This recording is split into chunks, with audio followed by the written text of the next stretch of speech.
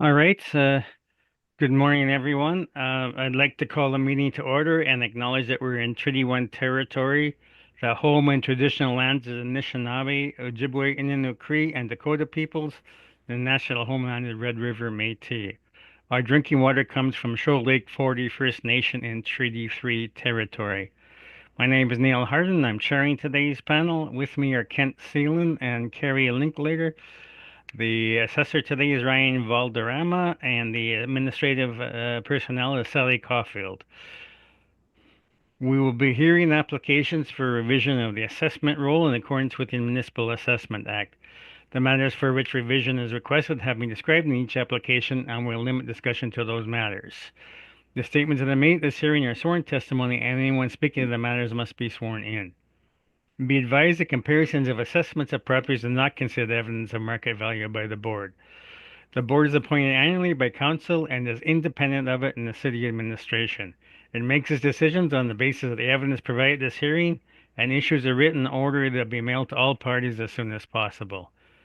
Please note that the board's decision with respect to an application may be appealed to the Manitoba Municipal Board if the matter pertains to assessed value or classification, or to the Court of King's Bench if the matter pertains to the application of exemptions from taxation. Should you wish to appeal, information how to do so will be included with the board's order. With respect to the hearing process, I will confirm the points of appeal with your property to be addressed with each applicant following the swearing in.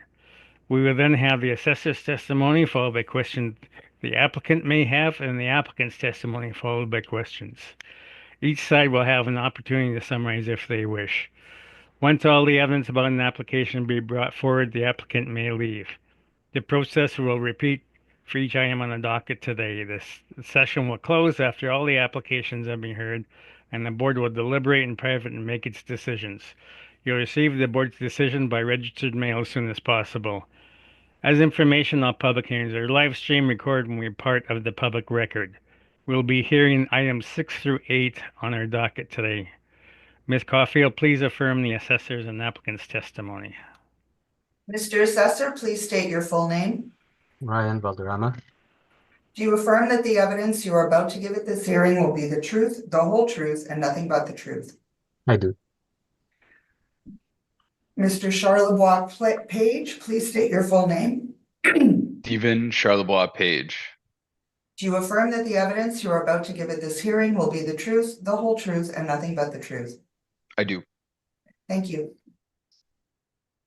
All right, so the first item on today's agenda is 588 Wall Street. So Mr. Valderrama, you can begin on that. Thank you, Mr. Chair. The first item has a file number of 24-3458. It has a roll number of 13011183100. The property is located at 588 Wall Street.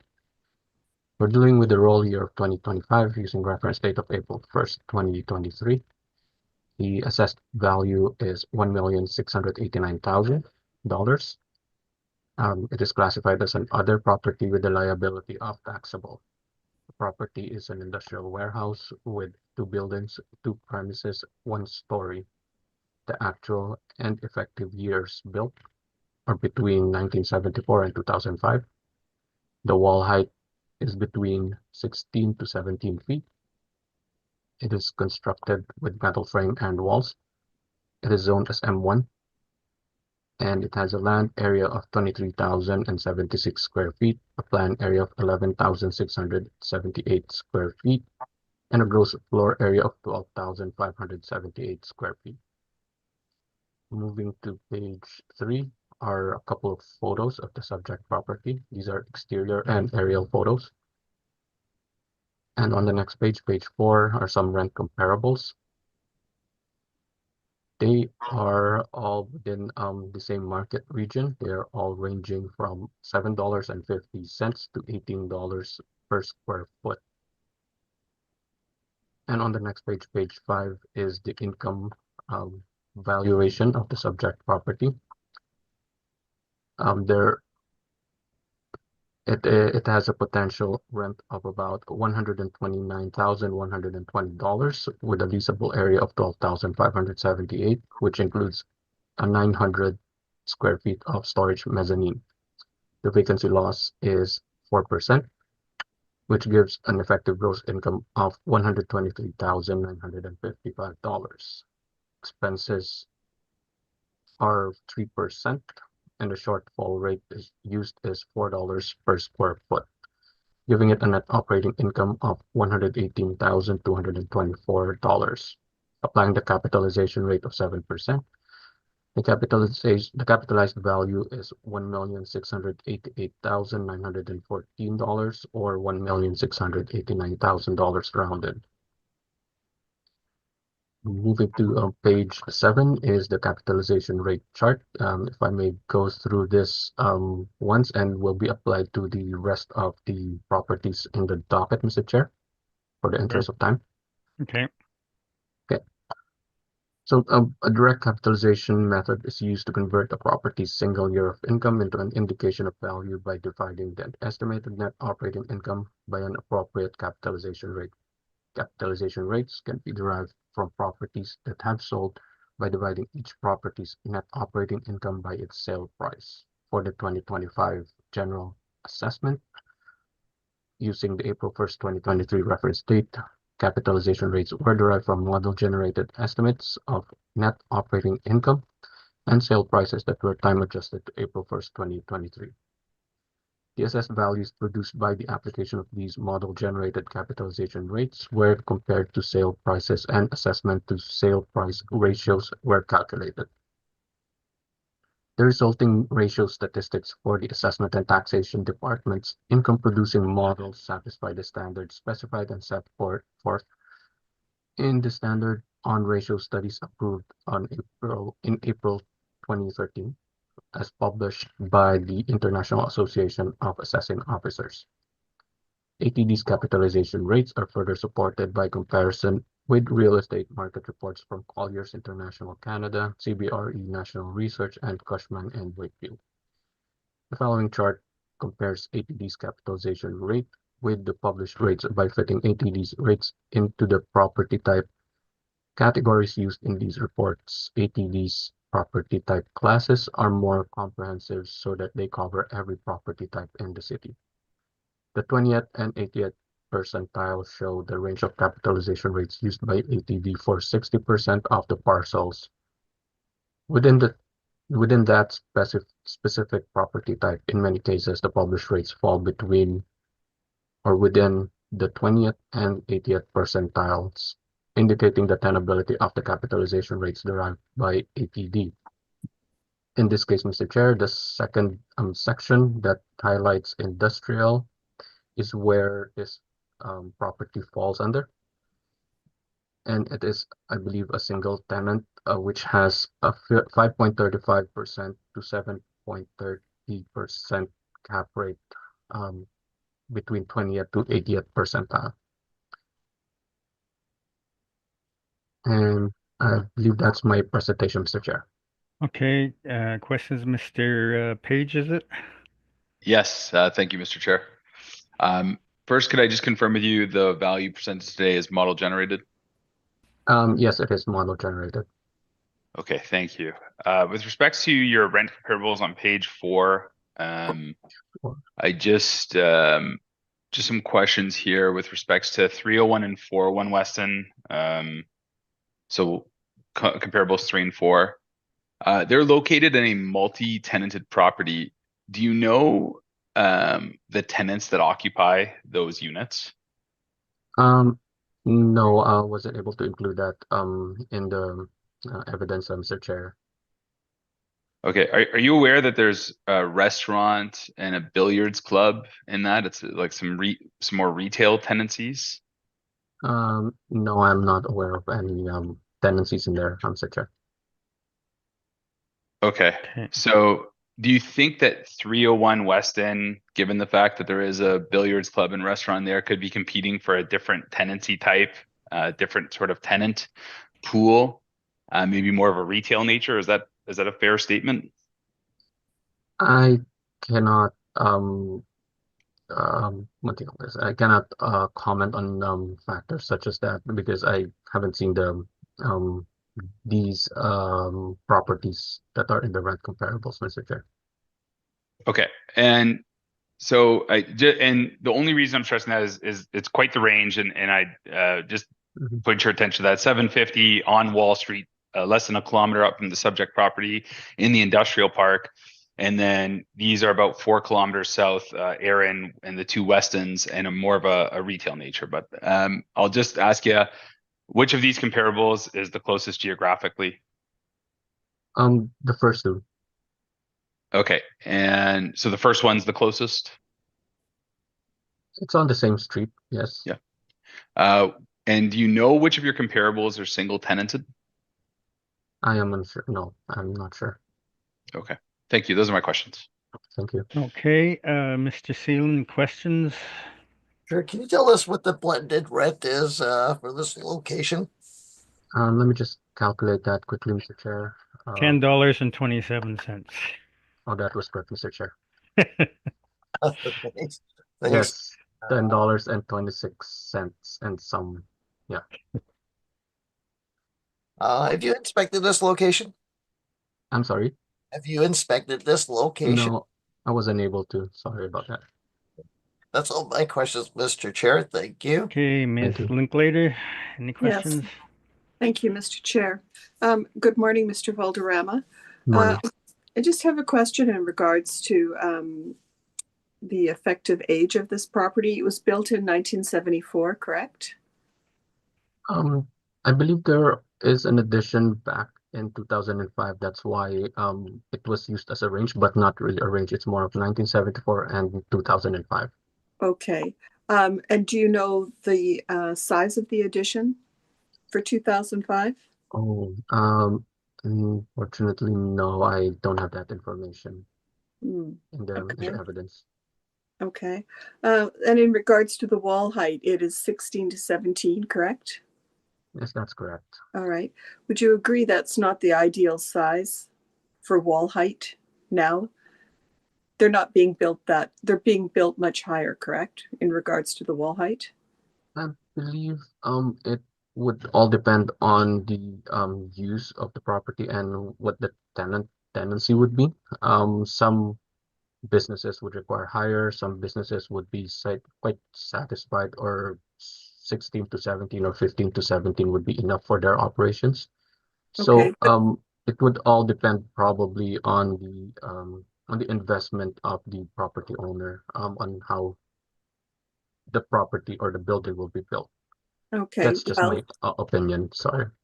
all right. So then overall, just for versatility for the building itself, would you not agree that anybody who's going to be investing in a warehouse build in 2025 is going to have a higher wall height in terms of versatility for rent I would or say even occupied owner? yeah, again, I mean, it would depend on the what the market is indicating. Some businesses would require higher, some businesses would require lower, or it's enough for them. But I'm just not I couldn't agree nor disagree with that statement, Mr. Chair.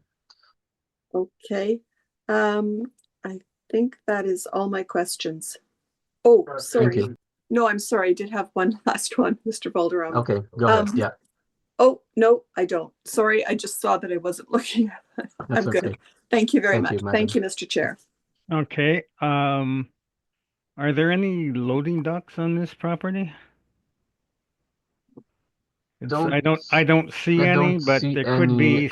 based on the pictures. Even the aerial, it's quite small in the aerial, but it looks like there's none. No raised or loading docks. Okay, and the land to plan area is quite low for a warehouse function, but I don't know if there's is there manufacturing? Would you know what the property is used for? All I know it's a storage warehouse, Mr. Chair. However, with regard to the land to plan ratio comment, Mr. Chair, this area is really restricted in terms of the land sizes, Mr. Chair, for especially for industrial site. Okay, thank you. So Mr. Charlebois Page, you can begin your presentation then. Thank you, Mr. Chair. So the subject property is an industrial asset built in 1974 with a newer portion in 2005. Leasable area of 12,578. Site area is 23,076. Low land to building ratio as discussed at 1.98. The current assessment is 1,689,000. I've set aside sales comparison and cost approach to focus in on the income. My rental inputs begin on page 12 of my report. Surveyed 10 comparable properties in the market region and focused in on industrial buildings, include the wall heights there. These are lower land to building comps is predominantly where I focused. Similar sizes to the subject property ranging there from 8 to 13,000. Median of that data set 675, average is 709. Just given the size of the comparables and the subject property being in that lower end of that grouping, when you remove the mezzanine, I've applied 775 per square foot, sort of in, I guess, just above the measures of central tenancy of that data set. And then I applied a nominal rent to the storage mezzanine. Likely it's unfinished space and not going to drag a prime rent. So in this case, we do not dispute the 4% vacancy allowance, the 3% non-recoverable of the $4 shortfall provided by the assessment authority in their valuation. The subject property is currently at a 7 cap. In this case, I've applied a 6.75 in consistency with our range. Although I will note there at some of the concerns that the board has raised, low land building, lower wall height, and sort of maybe that the assessor actually indicated is a restricted lot size and build out in this area. That my reconciliation value is 1,256,000, and that concludes my presentation. Okay, questions, Mr. Valderrama? I have none, Mr. Chair. Thank you. Okay, Ms. Linklater? Sorry, I have none. Thank you, Mr. Chair. Okay, Mr. Seelan? No questions, Mr. Chair. Thank you. Okay, just looking at your comparables, the ones on Salto Crescent are in a different industrial park and aren't very close at all to the Aaron Wall Street area. Would that affect your rental rates? Yeah, it could. And I guess in using the market region, those are like larger. I think the city's greater than the 9 of them. Maybe don't quote me on that number, but it could be, expansive and take into different locational factors. I tried to focus in on newer leases that are at least contracted or renewed tighter to the valuation date. So I didn't include the wall comp that the assessor did. There's the one that's just up the street. It's a bit older. I think it was 16, that one. So yes, there could be a locational difference, but I think for myself, the most important thing would to be looking at sort of these true industrial assets, single tenanted, modest finishing for a storage warehouse like this. And that's my approach. So, but yes, to acknowledge that, correct, there could be a locational difference for sure. Okay, thank you for that. So let's move on to the next property, which is one street over, 665 Aaron.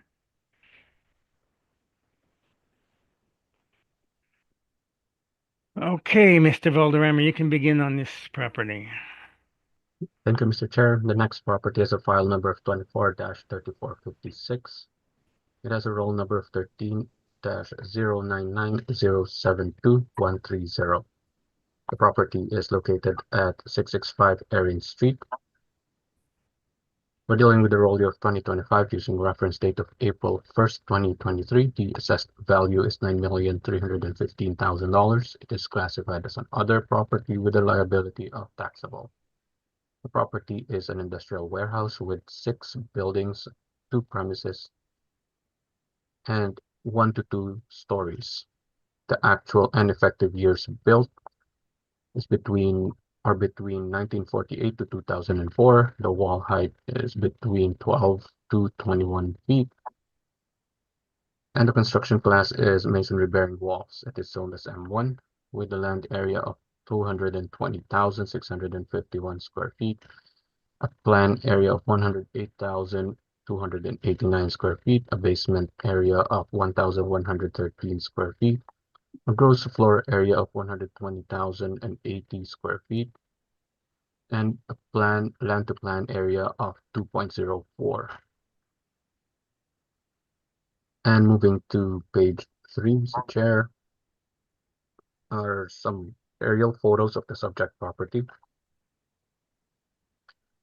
And on the next page, page 4, are some rent comparables within the same market region. They all range from $4.16 to $9 per square foot.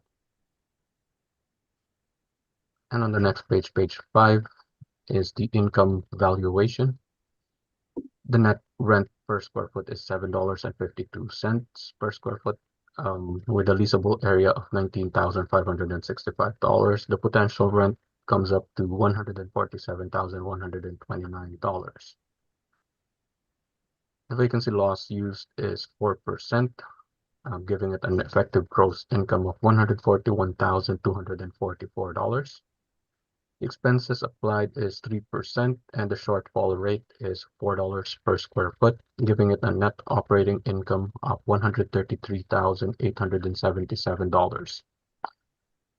Applying the capitalization rate of 7.85%, the capitalized value is $1,705,439, or $1,705,000 rounded.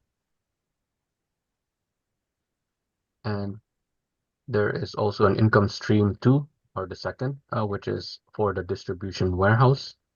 The leasable area on this one is 94,504 square feet, and the net rent per square foot rate applied is $7.22 per square foot, giving it a potential rent of $682,319. Using the vacancy loss of 4%, the effective gross income is $655,026. The expense ratio applied, or expense rate applied, is 3%, and using also the shortfall rate of $4 per square foot, the net operating income is $620,254. Applying the overall capitalization rate of 8.15%, the capitalized value is $7,610,479, or $7,610,000 rounded, giving it a total valuation of $9,315,000 rounded. And on page 8 is the capitalization rate chart, and that's my presentation, Mr. Chair. Okay, questions, Mr. Charlebois Page? Thank you, Mr. Chair. So first, I'll just confirm with you today that it was a model generated value put forward. Yes, the model generated parameters are used to come up with the 2025 assessment value. Okay, thank you. Thank you. With respect to your rental comparables, I noted again a pretty substantial range here. Those are on page 4. Yes, that's Again, correct. 416 up to about $9, more than double. Sergeant Ellis there. Are you aware of anything at 1777 Ellis that would make that lease renewal non-arms or atypical? No, I have no information on that one. Okay. So you're not aware of any tenant inducements or anything that might have gone into that. You just have it flagged as an arm's length lease transaction in your system. These are flagged as net rent leases per Okay. square foot. Thank you. So again, you have this lease start date on Ellis at December 1st, 2019. Are you aware that was signed in 1999? No, I don't have that information. Probably this is a renewal, but yeah, I'm not sure. No. Okay. And your second rent comparable there at Omens Creek, just a bit of an odd rate at $8.39 a square foot. Is that do you have that flagged as a net rent? Just to confirm. It was flagged by the system as a net rent per square Okay. foot. And considerations for the capitalization rate on this property, excuse me, there's two income streams. You have one at 785 and one at 815. I'm just curious, do you think that this property would sell under a single capitalization rate if it were to transact on the market? Well, if we look at my page 7, it has the blended cap rate of about 8.10%. Okay, but so in your opinion, So if it would likely sell as one asset, is that a fair point? I couldn't um I couldn't comment on that one as it's more of a hypothetical case. So I cannot comment on those hypothetical cases. Sorry, Mr. Chair. Okay, thank you so much. Thank you. Okay, questions, Mr. Seelan? So these rental comparisons that you have here for this property is quite a bit higher. Is it based on the actual size of it being so much larger than the previous property? I believe so, Mr. Chair. Yes. The model has considered the leasable area, which is more than 100,000 square feet. Have you inspected this location? No, I wasn't able to. That's all my questions, Mr. Chair. Thank you. Ms. you. Linklater? Yes, just in regards to the age of this property, Mr. Valderrama, we have an actual year built of 1948, correct? It's a range again between 1948 and 2004. Okay, so, ma'am. but I'm just going to suggest that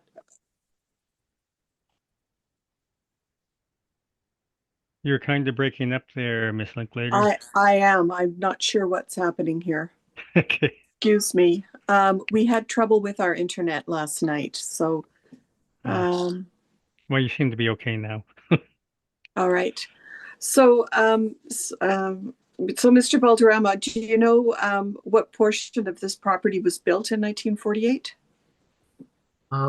No, I'm not sure. However, from page 3, the bottom picture, it looks like the newer one would be towards the northwest corner, I believe, or the middle part. The one with Middle part, sorry, the north middle part would be the newest one. Older ones would probably be on the east side of the property. okay. So Based on the so colors and how so it looking was built. sorry, Mr. Valderrama.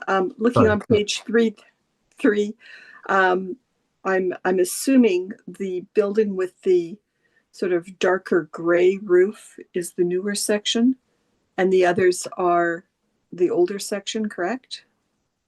I would agree with that assumption, ma'am. Yeah, Okay.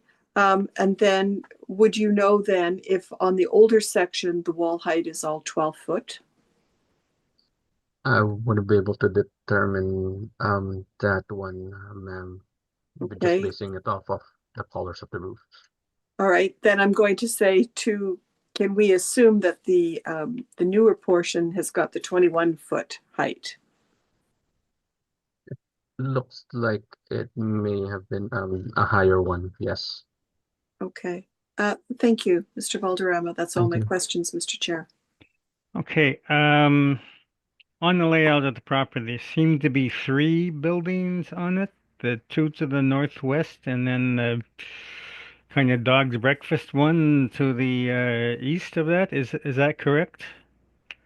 Looks correct, Mr. Chair. I believe also included are the 695 and 665 on the corner, on the left side, northwest corner. Yeah. So Okay. yeah. All right. So those 2 to the northwest then were lumped under the 19,000 square foot property. That I couldn't I'm not 100% sure if they are lumped in that 19,000 square feet or the 94,000 or included in the 94,000, but it looks like they might have been lumped in the 19,000. Okay. And you didn't give us any comparables for the 19,000 square foot property. Your comparables are all much larger and would appear to apply to the larger property then. It's more of Mr. Chair, the totality of it. that I was after. It just so happens that they are below 100,000 and the total leasable area is about more than 100,000. Okay. And especially in this area too, Mr. Chair, may add, it's hard to find industrial warehouses with 100,000 square feet of leasable area. Yeah, I can imagine there. It's Mhm. large for this area for sure. Mhm. Okay, Mr. Charlebois Page, you can begin your presentation. Thank you, Mr. Chair.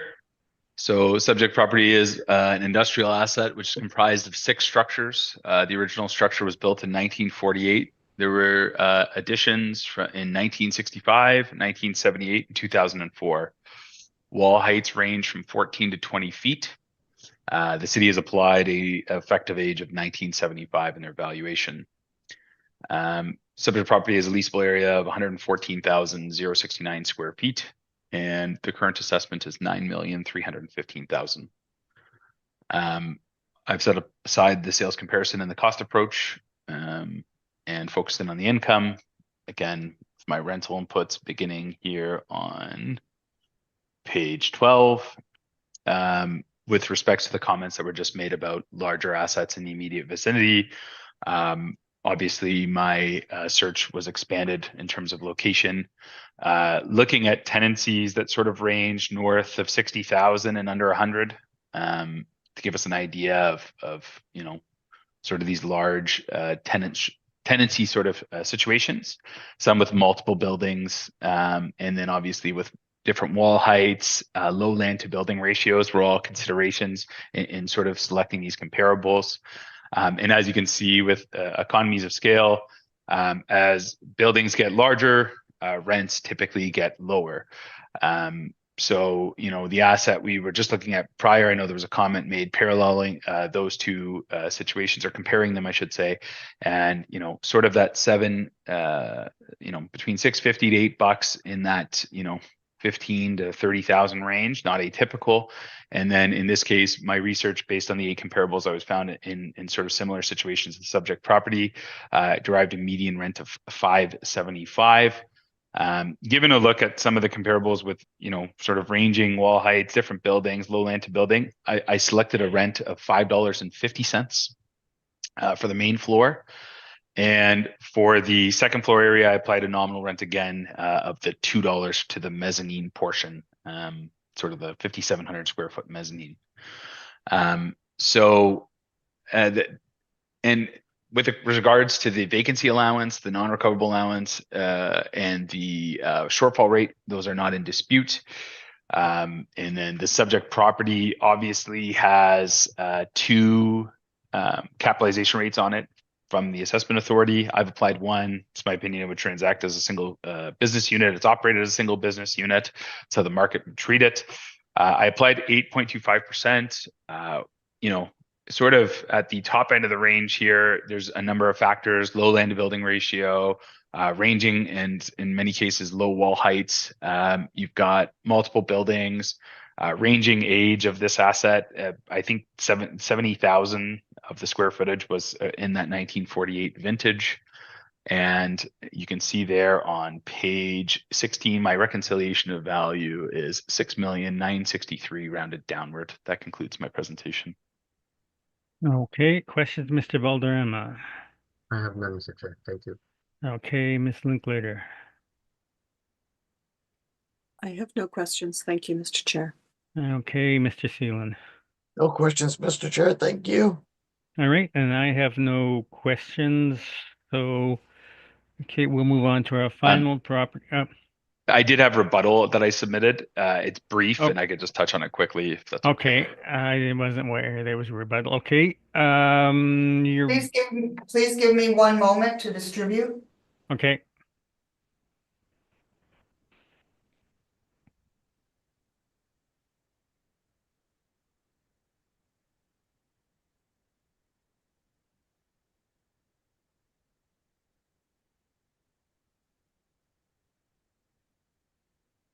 Please let me know when you've received it. Okay, is it?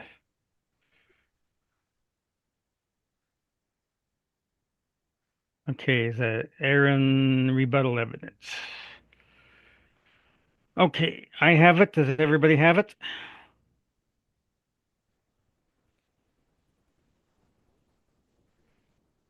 Do you have it, Mr. Assessor?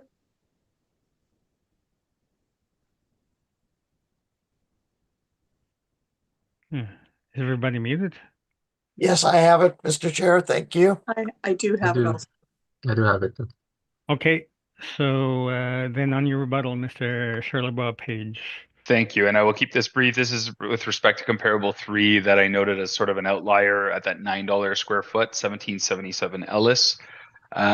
There was a 2019 renewal, and upon that renewal, there was, I guess, sort of inducements provided by the owner with respect to that building, which, in my opinion, lead to a higher than typical rent for an asset of that size. I won't go in itemized, but you'll see some of these are atypical. Obviously, landlords have a responsibility to maintain the premises, but some of this is above and beyond in terms of free month gross rent, commission payments for both agents involved in the lease renewal, and some of the other stuff in terms of commitments to improvements on the site from a utility standpoint. So I just note to further bolster that argument that 1777 Ellis, bit of an outlier there in the large tenancy assets range, sort of between $4 and $6 in the city of Winnipeg. And that concludes my presentation on that. Okay, any questions on that, Mr. Valderrama? I have no questions, Mr. Chair. Thank you. Mr. Seelan? No questions, Mr. Chair. Thank you. Okay, Ms. Linklater?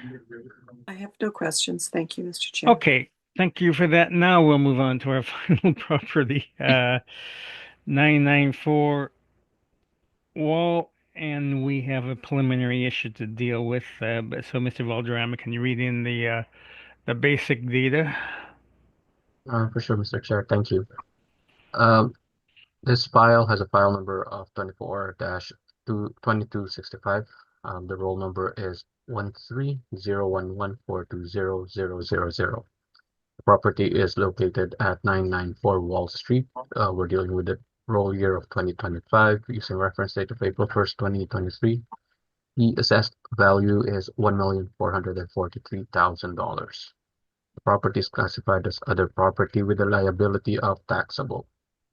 The property is an industrial warehouse with one building, one premise, and one story. It has an actual end year built of 1990. It has a wall height of 23 feet, a zoning of M1 with a land area of 20,196 square feet, land area of 8,392 square feet, and a gross floor area of 8,392 square feet, giving it a land to plan ratio of 2.41. Mr. Chair, I would just like to request for a non-cooperation based on Yep. Section 53(3)(b) of the Municipal Assessment Act. And if a reduction in assessment is ordered, that it follow 54 subsection 3.2 of the Municipal Assessment Act. Okay, can you lead us And through your evidence on that? yes, Mr. Chair, I do have them on pages 8 and 9. I do have the what it's a scanned delivery date and signature that it was received, and the timeline of the delivery or the tracking on page 9, Mr. Chair. Okay, Mr. Charlebois Page, do you have any questions on that? I don't, and I would just note that my discussion with the owner is that there was changing of a property management at the time, and this was likely an administrative oversight due to that transition. So, sort of that's the details I have on my side. So, thank you. Okay, Ms. Linklater, any questions on this? I have no questions. Thank you, Mr. Chair. Mr. Seelan? No questions, Mr. Chair. Thank you. Okay, just looking at your presentation, Mr. Valderrama, there's no evidence as to what was sent, who it was sent to. None for that matter, Mr. Chair. It's only the delivery date of June 13, 2023 with a signatory name initial A, Cook, and just a timeline of the delivery going Okay, to but the what was Mhm. sent? It's the what do you call this? It's the income and expense mailer, but I don't have that copy on Okay, this and who evidence, Mr. and Chair. what address was it sent to? No, I don't have that too. Okay. Okay, Mr. Charlebois Page, your presentation then. Uh, just, Mr. Chair, insert a commentary to that. You know, the owner was changing management companies, I believe. So without the address or sort of, you know, where that was delivered, I do not have any comments to make from my perspective. Okay. Mr. Valderrama, any questions on that? None, Mr. Chair. Thank you. Okay. Mr. Sealy, any questions? My questions have been asked and answered. Thank you. Ms. Linklater? I have no questions. Thank you, Mr. Chair. Okay, so now we'll take a brief break and the board will deliberate to make its ruling on the non-co-op. All right, thank you. Welcome back. The board has deliberated and we're going to deny the non-co-op. We need as fundamental evidence the letter that was sent and who it was sent to. Otherwise, we're just guessing. I mean, something was sent to somewhere, but we don't know uh, what was sent and who it was sent to. So we have to deny the non-co-op. So Mr. Valderrama, then on the value. Thank you, Mr. Chair. Continuing on the presentation, on page 3 are a couple of aerial photos of the subject property. And on page 4 are some rent comparables within the same market region. They're all ranging from $13 to $15 per square foot. And on page 5 is the income valuation for the storage warehouse. It has an 8,392 square feet leasable area with a net rent per square foot of $12.45, giving it a potential rent of $104,480. The vacancy law the vacancy loss of used is 4%, giving it an effective gross income of $100,301. The expense ratio is 3% and the shortfall rate is $4 per square foot. Applying both gives a net operating income of $95,949. Applying the overall capitalization rate of 6.65%, the capitalized value is $1,442,842, or $1,443,000 rounded. And on page 7 is the capitalization rate chart, and I believe that's my presentation, Mr. Chair. All right, questions, Mr. Charlebois Page. Thank you, Mr. Chair. Just a couple. So first, I'll just confirm with you, is the value presented today model generated? The value is based on model generated parameters, Mr. Chair. Thank you. Okay, so now with respect to your comparables on page 4, you've got 4 comparables here. I see lease start dates ranging from 1980 to 2018. Yep, that's correct. Does the age of those lease deals give you concern when making comparisons for a April 1st, 2023 valuation date? Basically, no. I believe maybe the lease start date just it was picked up or flagged by the system, and it could be yeah, it's just a long-term lease. That's just it. I couldn't argue uh with the lease start and the lease term. So Okay, so now with this one, you used a lease deal at the property across the street in a previous matter. It was at $7.50 a square foot. It was a little older. Any consideration for omitting that one? this is a different one, and again, the system has picked up these ones, and I chose them specifically, basically based on the market region and the leased area. And of course, I mean the average wall height would be in consideration as well. So I'm not sure how different or comparable this property is to the previous property that was discussed. Sure. And I mean, just in saying that, the comparable that you used, it was a little bit older, and you've selected older comparables in your analysis. So that's just why I was wondering why omit that one. It's single tenanted in the immediate vicinity. It's only 3,000 square feet larger at $7.50 or $7.75 a square foot. So anyway, just wanted to draw on that. And then again, with these, are you aware of any of these that are single tenanted, the comparables you provided, or are they all multi-tenanted buildings? I am not sure. I don't have that information. Do you know what the tenancy types are in these? Because I know on the last one there was a billiards club and a restaurant. Are you aware of what these tenancies are in these buildings? No, I don't have. No, I'm not aware of any tenancies on this one, or what type of tenancies they are. Would you agree that $13 to $15 is high for an industrial asset? Well, if that's what the market is leading to, if these are actuals, then I would just look at it as a comparable. I mean, they were flagged as comparable for a reason. So, Okay, thank you. Those are my questions. Okay, Ms. Linklater, questions? I have no questions. Thank you, Mr. Chair. Mr. Seelan? No questions, Mr. Chair. Thank you. Okay, your Field Street comparable, I believe that is a government office, and provincial government office is being signed for a long-term lease. I am not sure, Mr. Chair. Without the information, I wouldn't be able to 100% be certain if it is a government lease or not. Okay, thank you. So Mr. Charlebois, page your presentation, please.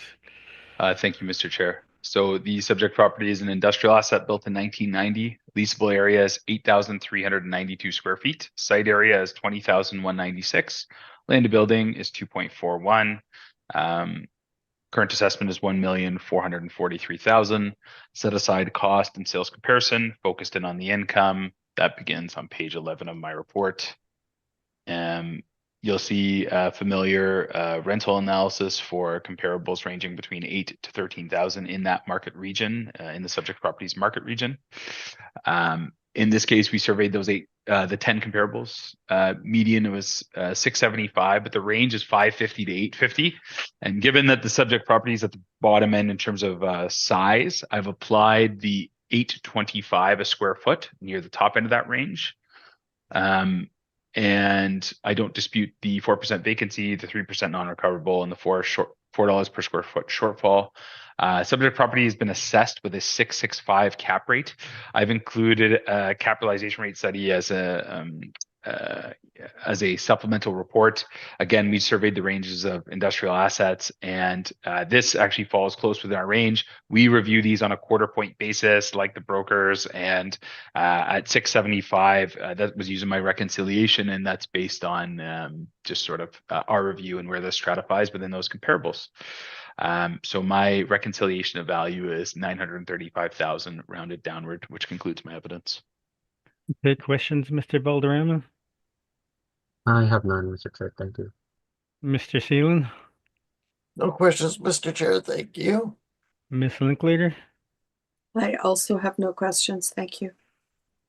All right, and I have no questions. So now we've heard all the properties on today's agenda, and this hearing is now adjourned. Thank you very much, gentlemen, for your presentations. Thank you, everyone. Have a great day. Thank Thanks. you. Have a good Thank one. you. Bye Yeah. now. And we'll just take a short break, 5-minute break or so, and then come back and do our deliberations. All right. Thank you. Thank Okay. you.